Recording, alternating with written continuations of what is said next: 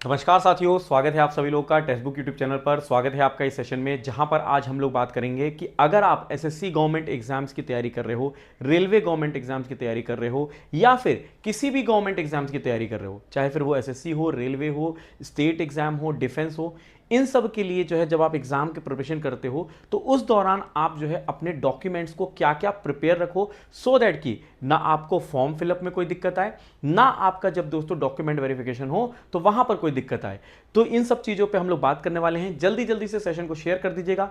छोटा सा सेशन रखेंगे, चीजों को समझेंगे कि कौन से डॉक्यूमेंट्स चाहिए हैं, कहां से डॉक्यूमेंट्स बनवाएं, क्या क्या चाहिए होगा, ये सारी चीजों पे डिस्कस करेंगे। चलिए स्टार्ट करते हैं इस सेशन को। तो हम लोग यहां पे बात करने वाले हैं कि अगर आप चाहे एसएससी, रेलवे, बैंकिंग, यूपीएससी या फिर किसी भी स्टेट एग्जाम्स की तैयारी कर रहे हो, तो यहां पे हम बात करेंगे कि कौन कौन से एसेंशियल डॉक्यूमेंट्स हैं जो एक गवर्नमेंट जॉब एस्पिरेंट्स को बनाकर रख लेने चाहिए।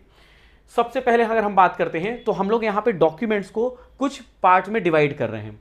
एक होता है दोस्तों एकेडमिक पार्ट, ठीक है। आप अपने डॉक्यूमेंट्स को जब बनाओ तो इस पार्ट में डिवाइड करके रखिएगा। एक होता है एकेडमिक पार्ट, ठीक है। दूसरा होता है आइडेंटिटी और डिजिटल डॉक्यूमेंट। तीसरा होता है स्टेट और लोकल डॉक्यूमेंट। और चौथा होता है category and special document. For example, जैसे कि एकेडमिक रिकॉर्ड की बात करें तो जैसे 10th 12th आपने किया हुआ है, ठीक है, 12th स्टैंडर्ड किया हुआ है, ग्रेजुएशन की हुई है एजुकेशन में, तो वो आपको एकेडमिक में रखनी है। आइडेंटिटी में आप लोग को जो है दोस्तों जैसे वोटर आईडी कार्ड, आधार कार्ड, पैन कार्ड, ये सब रखनी होगी। स्टेट लोकल में जैसे अगर हम बात करें डोमिसिल वगैरह, ये सब पे भी बात करेंगे।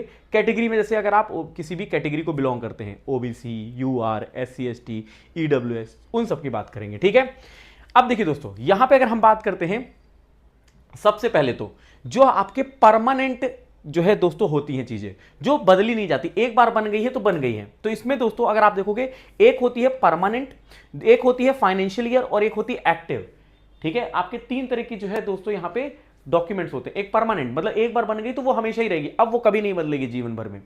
दूसरी होती है एक फाइनेंशियल ईयर की, फाइनेंशियल ईयर पे चेंज होती रहती है। और तीसरी जो है एक्टिव, ठीक है। तो इन सब पे हम लोग बात करेंगे। तो जैसे कि अब हम बात करते हैं परमानेंट। परमानेंट जैसे किसी ने 10th स्टैंडर्ड किया, तो 10th स्टैंडर्ड उसने पास किया है, तो उसके पास जो 10th का सर्टिफिकेट होगा या डॉक्यूमेंट जो होगा वो दोस्तों अब वैसा ही रहेगा, अब वो बदला नहीं जाएगा, है ना। वो तो वैसे ही रहेगा। अब ऐसा थोड़ी कि हर बार आपको 10th का डॉक्यूमेंट देते रहेंगे, सर्टिफिकेट देते रहेंगे। तो ये 10th का डॉक्यूमेंट जो है परमानेंट है। ये कौन इशू करता है? ये स्कूल करेगा जहां से भी आपने मतलब 10th पास किया होगा, ठीक है। ये ध्यान रखिएगा। अब देखो 10th का इंपॉर्टेंट क्यों होता है वो सुनिएगा। 10th का इसलिए इंपॉर्टेंट होता है क्योंकि डेट ऑफ बर्थ यहीं से कंफर्म की जाती, प्रूफ जो लगता है डेट ऑफ बर्थ का वो यहीं पे इसी को मान किया जाता है। आपका जो है 12th का नहीं मान होगा, ग्रेजुएशन का नहीं मान होगा। आपको हाँ ये देखेंगे कि आपने जो है एजुकेशन कहां तक की है, तो उसके लिए हो सकता है वो आपको जो है हायर एजुकेशन सर्टिफिकेट मांगेंगे, लेकिन डेट ऑफ बर्थ के लिए 10th को ही माना जाता है। तो 10th वाले जो है दोस्तों सर्टिफिकेट में डेट ऑफ बर्थ में कोई भी गलती मत करिएगा। दूसरी चीज, 10th के जो सर्टिफिकेट होता है उसमें नाम आपको बिल्कुल सही रखना है। नेम, अगर आपके नाम में कोई अक्षर, जैसे मान लो किसी का नाम है, फॉर एग्जांपल मेरा ही नाम ले लेते हैं, जैसे गौरव नाम है तो GAURAV हो, ठीक है, ये मैं लिखता हूं GAURAV। लेकिन अब किसी में दोस्तों मेरे नाम में मान लो GOURAV हो गया, तो इसको जो है दोस्तों अब यहां पे O हो गया, A की जगह O, तो इसको क्या करवाना पड़ेगा? आपको जो है चेंज करवाना पड़ेगा। अगर मान लो कि चेंज नहीं करवा पाए, क्योंकि कई बार होता है कि ऐसा चेंज नहीं करवा पाए, तो आपको यहां पे एक जो है दोस्तों यहां पे नोटरी पे जाके, ठीक है, मतलब आप जाके जो है आपके यहां पे जो डिस्ट्रिक्ट कोर्ट होगा वहां पर आप जाके क्या करवा सकते हो? एक नोटरी बनवा सकते हो, एक एफिडेविट बनवा सकते हो। क्या बनवा सकते हो?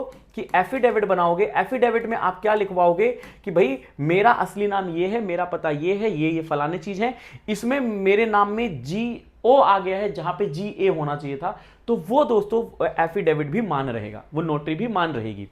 दूसरी चीज, आपका 12th का डॉक्यूमेंट, 12th का डॉक्यूमेंट जो है दोस्तों कौन देगा? स्कूल ही देगा जहां से आप 12th करोगे।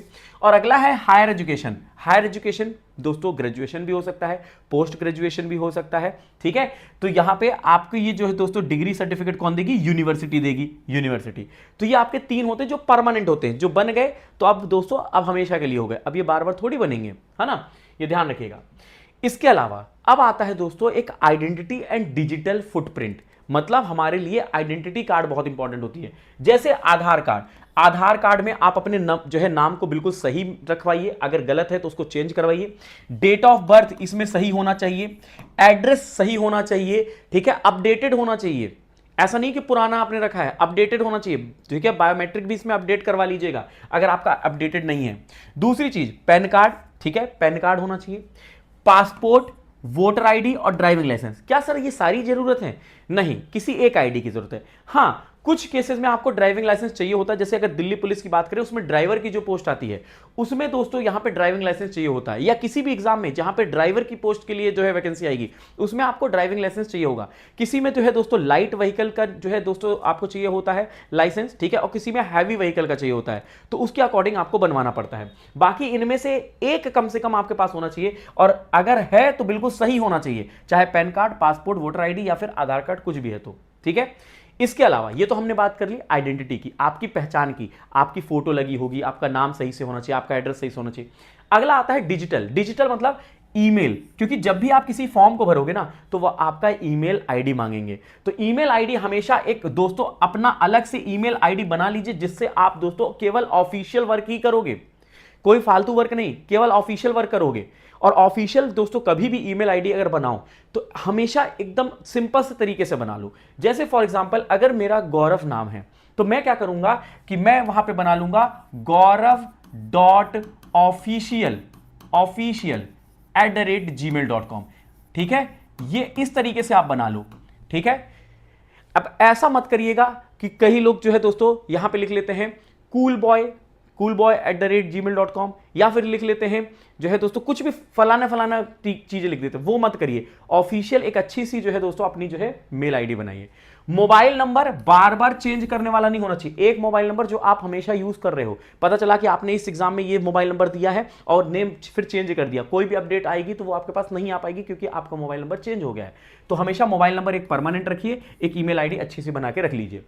बैंक अकाउंट, बैंक अकाउंट जिस भी बैंक से आप पे करते हो, ठीक है, मान लीजिए फॉर्म भरा आपने, बैंक पे किया, ठीक है। कभी होता है जैसे रेलवे में, रेलवे एग्जाम में क्या होता है कि आप 500 का फॉर्म भरते हो, जब एग्जाम देते हो तो 400 वापस आता है, तो बैंक अकाउंट अगर सही नहीं रहेगा तो वो पैसे वापस नहीं आएंगे। दूसरी चीज, कई बार जो होता है दोस्तों एग्जाम कैंसिल हो गया या फिर उसकी जो है रिफंड आई, कुछ भी हो सकता है, तो वहां पे आपको बैंक अकाउंट अपना एक्टिव रखना है। अपनी एक दोस्तों passport size photo virtual form में रख लीजिए, और हमेशा जब भी आप दोस्तों कोई भी फॉर्म भरते हो तो अपना अपडेटेड जो है पासपोर्ट साइज फोटो लगाया करिए, ठीक है। 6 महीने पुराना, उससे दोस्तों पुराना नहीं होना चाहिए, 6 महीने के भीतर होना चाहिए, ठीक है, 3 से 6 महीने का। बाकी अगर थोड़ा पुराना है तो भी चलेगा, बट अगर लेटेस्ट रहता तो वो ज्यादा अच्छा रहता है, कोई प्रॉब्लम नहीं आती है। सिग्नेचर आप स्कैन करके अपने पास रख लो, कई बार जो है दोस्तों फॉर्म फिलअप करने में आपके सिग्नेचर चाहिए होते हैं, तो ये रेडी रखिए। कभी भी अपने पास आया, मोबाइल में आपके पास होना चाहिए, आपके क्लाउड पे आप सेव कर लो, कहीं पर भी सेव कर लो, वर्चुअल फॉर्म में होना चाहिए, जरूरत पड़ी आप तुरंत लगा लो, ठीक है। नेक्स्ट हम बढ़ते हैं, अगला आता है दोस्तों यहां पे सर्टिफिकेट, कैटेगरी वाइज की अगर हम बात करें, जैसे SC ST certificate. SC ST जो दोस्तों अनुसूचित जाति अनुसूचित जनजाति को बिलोंग करते होंगे तो ये सर्टिफिकेट बनवा सकते हैं तहसील से, SDM ऑफिस से, ठीक है, यहां से ये बनवा सकते हैं। और ये दोस्तों एक बार ही बनता है, बार बार नहीं बनता, इनको बार बार बनवाने की जरूरत नहीं है। अगर किसी का एक बार SC सर्टिफिकेट बन गया या ST सर्टिफिकेट बन गया तो वो अब उनके पूरे जीवन भर के लिए हो गया, अब उनको दोबारा नहीं बनवाना है। लेकिन OBC कैटेगरी में दोस्तों बनवाना पड़ता है बार बार। जैसे मैं OBC सर्टिफिकेट की बात करूं तो ये भी तहसील और SDM ऑफिस से ही बनेगा, ठीक है। और OBC सर्टिफिकेट भी 2 लेवल पे बनते हैं। अगर आप सेंट्रल का फॉर्म भर रहे हो, ठीक है, केंद्र एग्जाम का फॉर्म भर रहे हो, जैसे SC SSC का भर रहे हो, रेलवे का भर रहे हो, तो आपको सेंट्रल सर्टिफिकेट चाहिए होगा। अगर आप कोई स्टेट का भर रहे हो, यूपी, बिहार या फिर हरियाणा का, तो उनका जो फॉर्मेट है उसमें आपको बनवाना पड़ेगा सर्टिफिकेट को, ठीक है। तो ये ध्यान रख लीजिएगा, ठीक है। अब इसमें दोस्तों डायनेमिक होती, डायनेमिक क्या होती वो मैंने आप लोग को बता दिया है कि दोस्तों OBC सर्टिफिकेट वैलिड होती है केवल 2 साल के लिए, केवल 2 साल के लिए, 2 इयर्स की होती है, ठीक है। मान लीजिए आपने 2026 में जो है दोस्तों बनवाया OBC सर्टिफिकेट, तो 2026 में यूज कर सकते हो, 27 में, उसके बाद 28 में आपको फिर से नया बनवाना पड़ेगा, ठीक है, ये ध्यान रखिएगा। या फिर आप लोग को ये लोग समय सीमा देते हैं, जो भी नोटिफिकेशन आएगा उसमें समय सीमा देते हैं कि इतना जो है पुराना सर्टिफिकेट आपका होना चाहिए, अगर इससे पुराना होगा तो हम नहीं कंसीडर करेंगे, आपको नया बनवाना पड़ेगा, ठीक है, ये ध्यान रखिएगा। EWS certificate economic weaker section, ठीक है, जो आर्थिक कमजोर वर्ग है, वो दोस्तों अपना सर्टिफिकेट तहसील और एसडीएम ऑफिस से बनवा सकते हैं। वैलिड ओनली फॉर जो है 1 फाइनेंशियल ईयर, केवल ये एक वार्षिक वित्त वर्ष के लिए यूज होता है, एक वार्षिक जो है एक वित्त वर्ष के लिए यूज होता है, मतलब पहला जो अगर फाइनेंशियल ईयर है उसी में यूज होगा। अगले साल फिर से आपको ईडब्ल्यूएस बनवाना पड़ेगा। जैसे मान लो इस बार आप एग्जाम दे रहे हो, इस बार ईडब्ल्यूएस बनवाया, अगले साल दोगे तो फिर से बनवाना पड़ेगा ईडब्ल्यूएस। तो ईडब्ल्यूएस केवल 1 ईयर के लिए वैलिड होता है, वैलिड फॉर 1 ईयर, ठीक है, वैलिड फॉर 1 ईयर, ये ध्यान रखिएगा, ठीक है। चलिए नेक्स्ट मूव करते हैं। अगला आता है दोस्तों डोमिसिल सर्टिफिकेट। डोमिसिल मतलब होता है मूल निवास, ठीक है, आप कहां के निवासी हो, ठीक है, तो मूल निवास प्रमाण पत्र कहते हैं, डोमिसिल सर्टिफिकेट कहते हैं। ये कौन बताए, तहसील में बन जाएगा आपके, ठीक है, या जो है दोस्तों एसडीएम ऑफिस में आपका बन जाएगा। इसका प्राइमरी यूज क्या है, highly useful for state government jobs. जब दोस्तों आप किसी जो है राज्य सरकारी नौकरी की तैयारी कर रहे होते, मान लीजिए कि आप मध्य प्रदेश के हो, आप हरियाणा की जो है दोस्तों निकली है वैकेंसी, तो आप हरियाणा में आप भरोगे तो वहां पे डोमिसिल सर्टिफिकेट मांगेंगे कि आप यहां के रहने वाले हो भी या फिर नहीं हो। हाँ, हो सकता है कि वहां पे जो है बाहर के रहने वालों के लिए भी अलाउ किया गया होगा, लेकिन कुछ परसेंटेज अलाउ किया गया होगा। तो इसलिए डोमिसिल सर्टिफिकेट मेनली आप लोगों को ना स्टेट जो एग्जाम्स होते हैं उनमें जो है जरूर मांगा जाता है, ठीक है। ये generally long term in most state, ठीक है, अधिकांश जो है राज्यों में लंबे समय तक जो रहते हैं उनके लिए ये वैलिड रहता है, ठीक है। चलिए अगला आता है डिसेबिलिटी सर्टिफिकेट। मान लीजिए दोस्तों कोई पर्सन है, उसको कोई डिसेबिलिटी है, ठीक है, विकलांग है, हाथ नहीं है, पैर नहीं, कुछ दिक्कत है, तो वो क्या करेगा, एक गवर्नमेंट मेडिकल बोर्ड से या डिस्ट्रिक्ट हॉस्पिटल से जाके एक सर्टिफिकेट बनवाएगा, जिसको कहते हैं डिसेबिलिटी सर्टिफिकेट कहते हैं। तो उस सर्टिफिकेट में लिखा रहेगा कि इस बच्चे को क्या क्या प्रॉब्लम है या फिर ये किस तरह से डिसेबल है, वो बताया रहता है, ठीक है। तो ये strictly must be valid according to the specific recruitment rules, ठीक है, ये अकॉर्डिंग टू द जो है दोस्तों रिक्रूटमेंट रूल्स होते हैं उनके अकॉर्डिंग ये सर्टिफिकेट बनता है। तो ये जो है दोस्तों गवर्नमेंट मेडिकल आप बोर्ड से या फिर डिस्ट्रिक्ट हॉस्पिटल जो आपके जिला में दोस्तों सरकारी अस्पताल होगा, वहां से आप इसको बनवा पाओगे आसानी से, ठीक है। अब देखो दोस्तों, मैं एक जगह पे आपको सारे बता देता हूं क्या क्या चाहिए होगा। 10th का चाहिए होगा, डेट ऑफ बर्थ के प्रूफ के लिए चाहिए होता है 10th का सर्टिफिकेट। 12th मार्कशीट चाहिए होती है, अगर आप 12th की हो, कोई भी जैसे मान लो 12th लेवल का एग्जाम दे रहे हो, CHSL देने जा रहे हो तो आपको 12th लेवल चाहिए होगा। MTS देने जा रहे हो तो आपको 10th का भी चाहिए होगा। अगर CGL जा रहे हो तो ग्रेजुएशन का चाहिए होगा, है ना। अब दोस्तों 12th वाला बच्चा ग्रेजुएशन का थोड़ी फॉर्म भरेगा, है ना, ये ध्यान रखें, तो वो CGL थोड़ी भर पाएगा। आधार कार्ड आपका अपडेटेड होना चाहिए, इसमें बायोमेट्रिक अपडेट हो, आपकी फोटो अपडेट हो, आपका नाम अपडेट हो। कैटेगरी सर्टिफिकेट अगर आप कैटेगरी को बिलोंग करें वो बना लीजिए। आप डोमिसिल सर्टिफिकेट बना लीजिए, मूल निवासी प्रमाण पत्र, पासपोर्ट साइज फोटो आप अपनी रिसेंट रखा करिए, ठीक है। सिग्नेचर स्कैन करके रख लीजिए, अपना ईमेल आईडी एक बना लीजिए और एक परमानेंट फोन नंबर रखिए जो आप ऑफिशियल चीजों के लिए यूज करेंगे, ठीक है। एक आपका PWBD, अगर आप दोस्तों पर्सन विथ डिसेबिलिटी हैं तो आप यहां पे जो है अपना सर्टिफिकेट बनवा सकते हैं अगर उसमें लागू हो रहा है तो, ठीक है। तो बाकी दोस्तों ये मैंने आपको बता दिया है कि सरकारी नौकरी प्रिपरेशन कर रहे हो तो कौन कौन से आपको जो है सर्टिफिकेट चाहिए होते हैं, कहां से बनवा सकते हो और किस लिए ये दोस्तों यूजफुल होते हैं, वो मैंने आपको बताया है।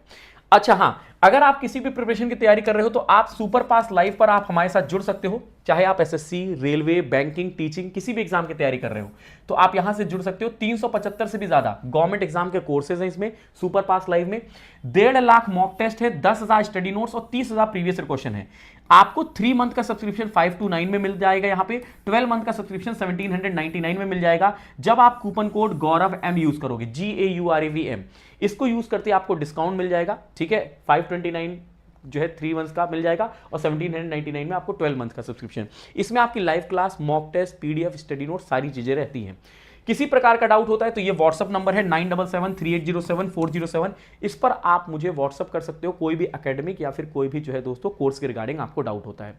तो ये एक छोटा सेशन था। और हाँ, अगर कई लोग को डाउट हो गए सर सुपर पास लाइव पे कहां से जुड़े, तो इसी वीडियो के नीचे डिस्क्रिप्शन में लिंक दिया गया है सुपर पास लाइव का, उसको क्लिक करिएगा। सुपर पास लाइव के सेक्शन में जाकर आपको दोस्तों वहां पे जो भी सब्सक्रिप्शन लेना है उसको क्लिक करके कूपन कोड लगा लीजिएगा जो स्क्रीन पे दिया है गौरव M, और फिर डिस्काउंट लेके आप वहां पर जिस भी एग्जाम की तैयारी करना चाहते हो तो कर सकते हो। तो आई होप ये सेशन यूजफुल रहा होगा। अगर यूजफुल रहा है तो जरूर बताइएगा और कमेंट बॉक्स में बताइएगा किसी प्रकार का डाउट होता है, और जुड़ना मत भूलिएगा हमारे साथ डेली सेशन में। और टेक्स्ट बुक चैनल को सब्सक्राइब नहीं किया तो सब्सक्राइब कर लीजिएगा। धन्यवाद, जय हिंद, जय भारत।